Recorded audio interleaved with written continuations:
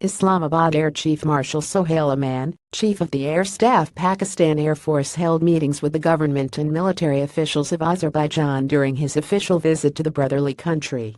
At the start of the visit, the Air Chief laid floral wreath at the grave of the national leader of Azerbaijan Haider Aliyev and his wife Zarifa Alieva.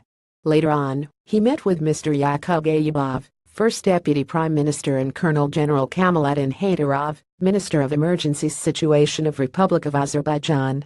During the meetings, the Air Chief underlined the importance of expanding mutual cooperation and resolved to take it to further heights. He talked about Pakistan's support to Azerbaijan on the issue of Nagorno-Karabakh and reiterated that Pakistan would stand with Azerbaijan any hour of need. He also thanked the Azerbaijan government for their support to Pakistan on the burning issue of Kashmir. The Air Chief also called on Lieutenant General Ramaz Taharov, Air Force Commander of Azerbaijan, and his office.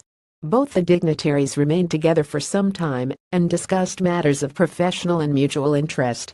The Air Chief pledged to meet the timelines of the contract for the provision of Super mushshak aircraft to Azerbaijan.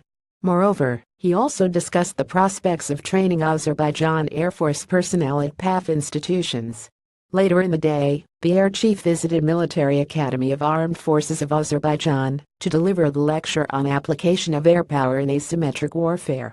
Addressing the audience, the Air Chief said that air power with its basic characteristics emerges as the best option in asymmetric warfare, and its unique attributes and capabilities provide a wide array of opportunities for application in this form of warfare.